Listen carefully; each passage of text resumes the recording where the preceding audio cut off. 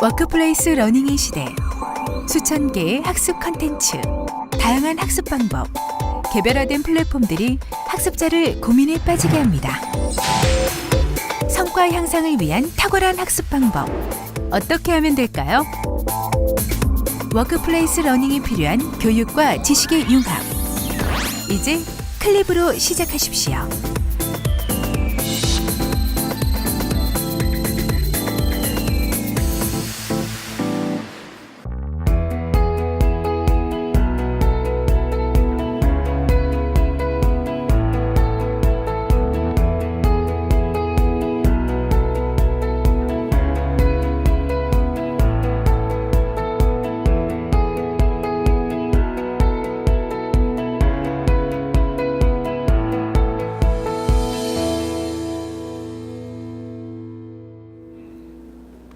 예, 반갑습니다. 방금 소개받은 서울대학교 산업인력개발학 전공의 이찬입니다.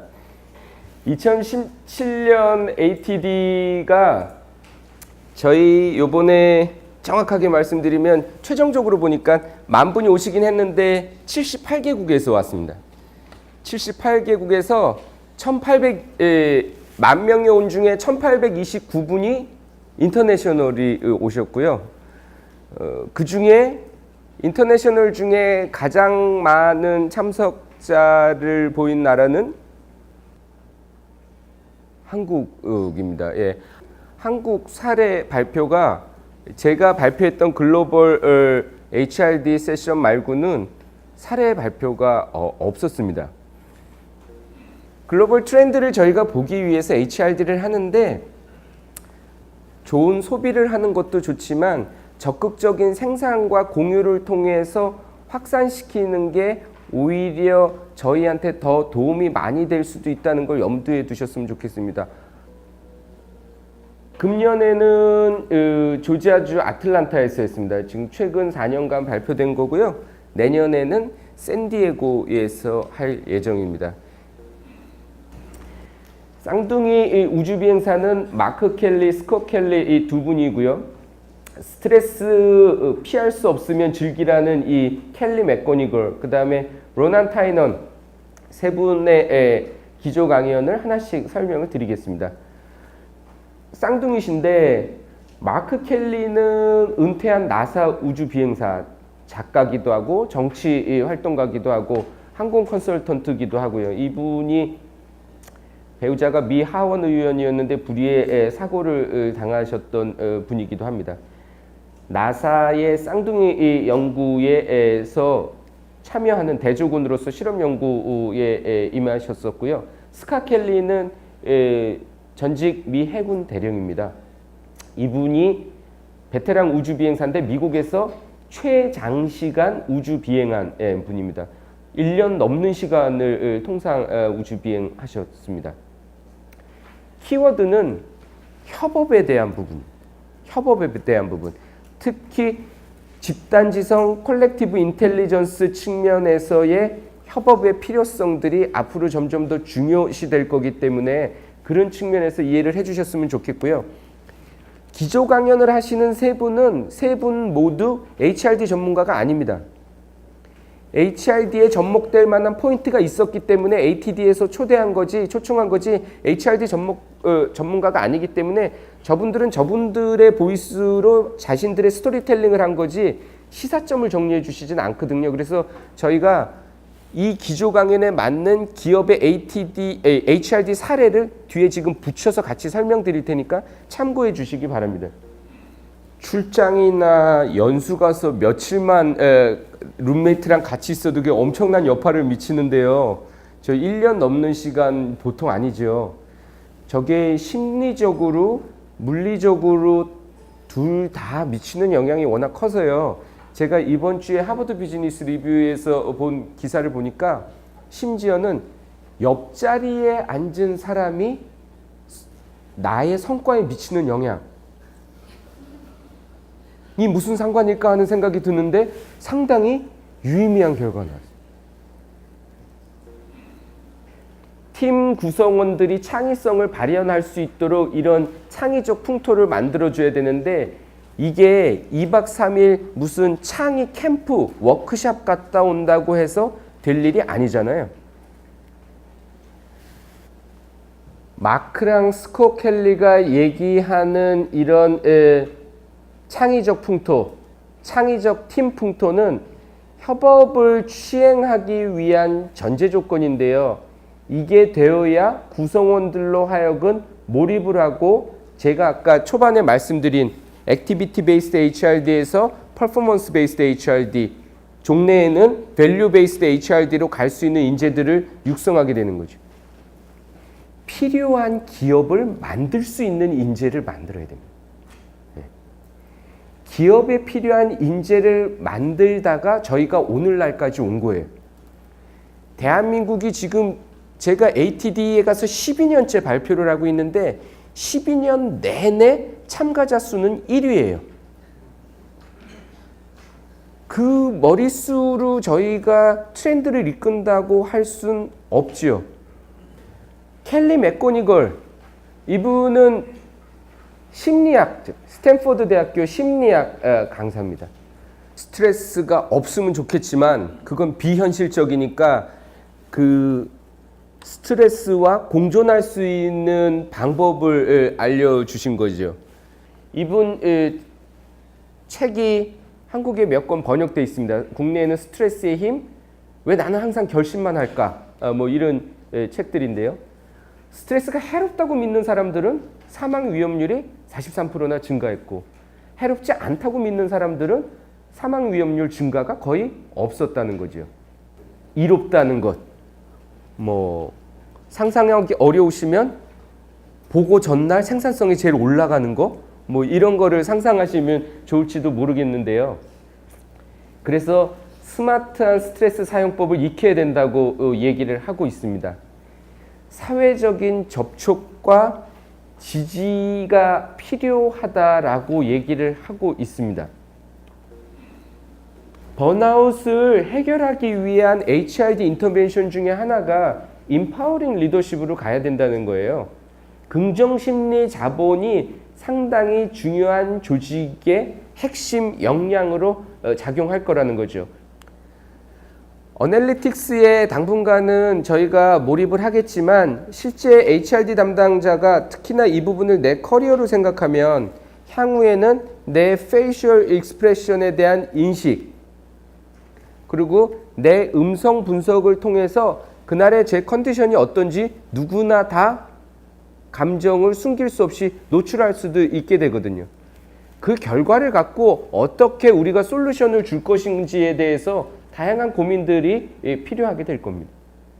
스트레스를 해결할 수 있는 방안. 세 번째, 로난 타이넌입니다.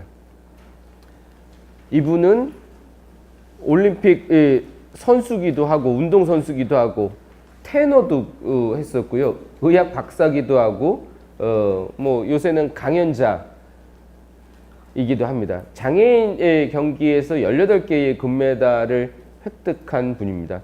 이분 기조 강연은 제가 들으면서 개인적으로 느낀 거는 어디 교회 갔을 때 간증?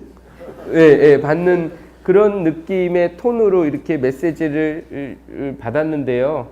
아무튼 본인의 그런 여러 가지 장애 상황을 어떻게 도전했는지에 대한 스토리가 이분의 주요 내용인데, 저희가 벤치마킹해야 될 포인트는 뭐냐면 왜 누군가에게만 저런 동기 요인이 생기냐는 거죠.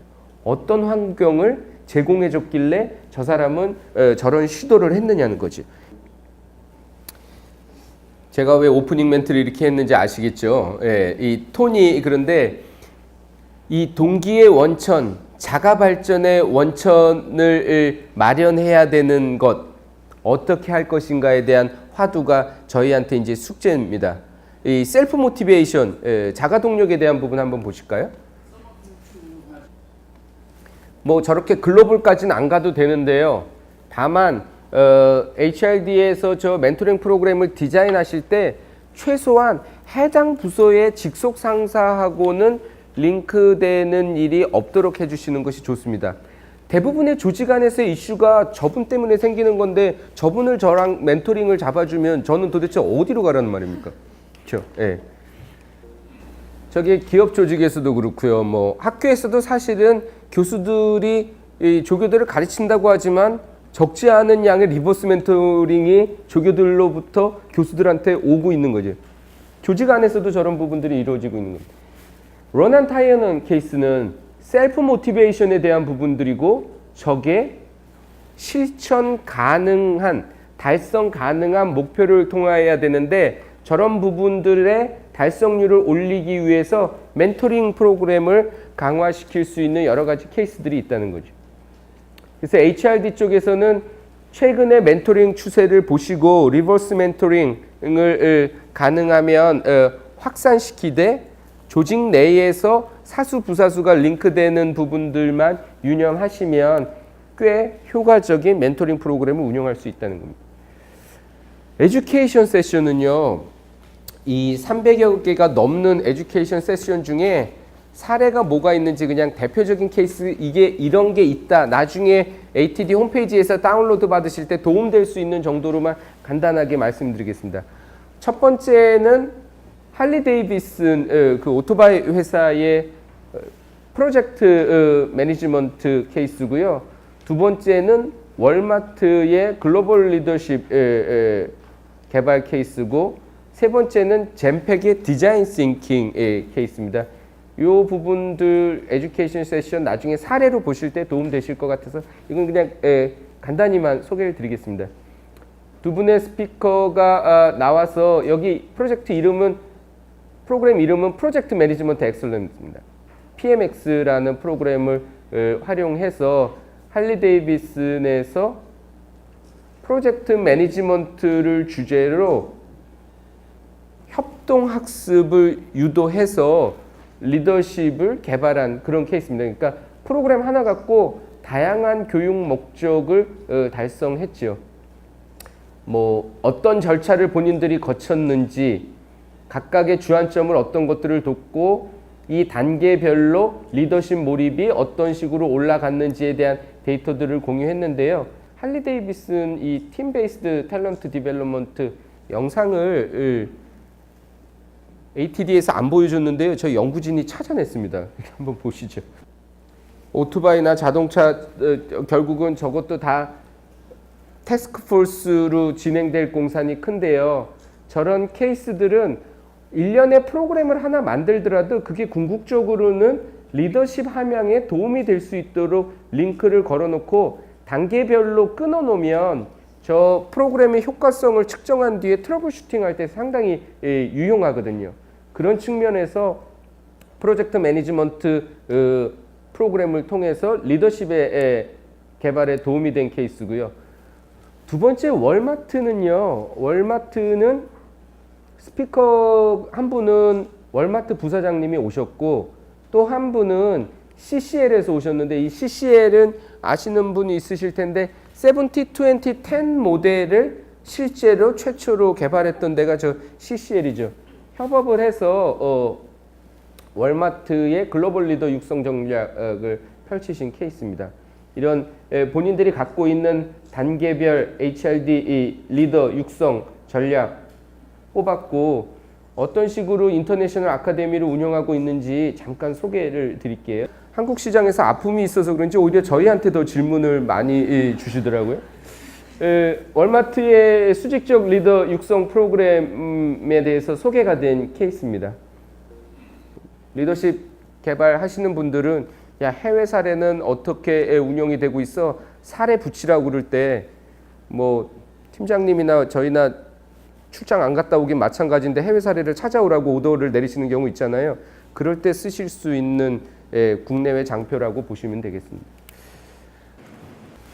저는요, 저 디자인 싱킹 보면서 요새 여러 가지 사례들이 디자인 싱킹으로 나오고 있는데요.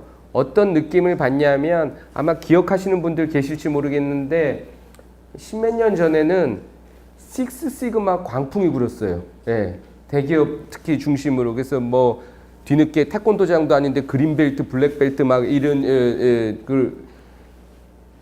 요새 패러다임에는 디자인 싱킹이 그때 당시에 식스 시그마와 같은 효과를 기대할 수 있는 일종의 인터벤션으로 저희가 고민을 해보실 만한 가치가 있다고 생각이 들어요. 젠팩에서 이 젠팩 장표입니다. 그대로 저희가 한국어로 번역 드린 건데 70-20-10 얘기가 여기 나와요. 이 일터 학습, 인포멀 러닝 70% 우리가 주로 배우고 실제 집체 교육에서 배우는 건 10%밖에 안 되는데 이 20%의 소셜 러닝, 여기는 협동 학습이라고 해놨는데 이 소셜 러닝을 극대화할 수 있는 툴 중에 하나로 디자인 싱킹을 고안해 보라는 거죠. 어차피 90%의 학습이 우리가 배우는 90%의 학습은 교육장, 강의장 밖에서 일어나기 때문이에요. 제너럴 세션 3개를 소개를 드렸고요. 제너럴 세션 3개를 소개를 드렸고 에듀케이션 세션 한 300여 개 중에 3개 세션 케이스 중심으로 소개를 드렸는데 제가 앞단에 말씀드린 전체적인 틀을 지금 한번 다시 리마인드 해보실 필요가 있을 것 같아요. 액티비티 베이스드 HRD에서 퍼포먼스 베이스드 HRD로 갔는데 이 퍼포먼스 베이스드 HRD, 성과 중심의 HRD가 지금 가치 중심의 밸류 베이스드 HRD로 움직이고 있다. 그래서 우리가 추구하는 인재들, 호모 사피엔스 생각하는 사람에서 호모 파베르 생산하는 사람, 거기서 더 나아가서 호모 루덴스 즐기는 유희의 인간으로서의 HRD를 우리가 고민해야 될 시점에 있다. 이게 옵션이냐? 그렇지 않다. 왜냐하면 AI가 치고 오는 속도가 워낙 빠르고 그 워낙 빠른 속도를 정보가 공개가 아직 일반에게 안 되고 있기 때문에 우리가 심지어는 감지도 하고 있지 못한 상태고 이게 생산직에 국한되어 있지 않다는 거죠. 그거에 비해서 학교 교육이 알아서 이런 인재들을 키워서 기업에 넣어줄 거를 기대하기에는 제가 학교에도 있어보고 기업에도 있어보건데 그렇게 학교를 믿지 말라. 예. 적당한 수준의 학교에 대한 불신이 오히려 HRD 발전에는 도움이 될 수도 있겠다라는 생각을 제가 지금 하고 있기 때문에 그런 취지에서 스트레스, 협업, 셀프 모티베이션 이런 것들이 이번에 HRD 기조 강연으로 저희가 벤치마킹 포인트를 뽑을 수 있겠다라는 말씀을 드리고요. 제가 전달하고자 한 내용은 이 정도로 하고요. 비 오는 오전에 이렇게 평일에 오셔서 장시간 집중해서 경청해 주셔서 감사합니다. 고맙습니다.